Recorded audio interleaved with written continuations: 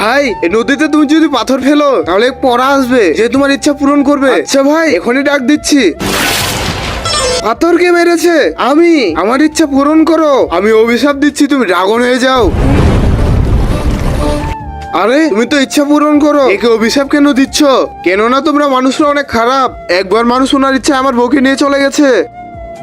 ভাই আমাকে বাঁচিয়ে নে। আরে তুই কথা বলিস না, তুই কথা বললে তোর মুখ থেকে আগুন বের হয়। ঠিক আছে ভাই চল তুই বল, যদি আমি তোমার বউকে এনে দেই তাহলে তুমি আমার বন্ধুকে ঠিক করে দিবে? হ্যাঁ ঠিক করে দেব। বিরু আমার এই জলপরির জন্য 10 লাখ টাকা লাগবে।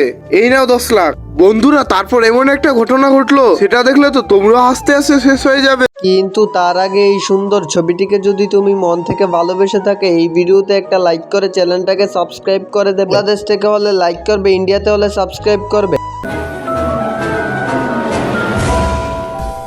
জলপরা নিয়ে এসেছি তোমার জলপরীকে। আরে ওয়াও আমার জলপরি চলে এসেছে। ভাই এখন তুই বেঁচে যাবি? ভাই তুই বাঁচিয়ে নিয়েছিস আমাকে। আরে আরে আরে তুই আমার জলপরীকে জ্বালিয়ে দিয়েছিস।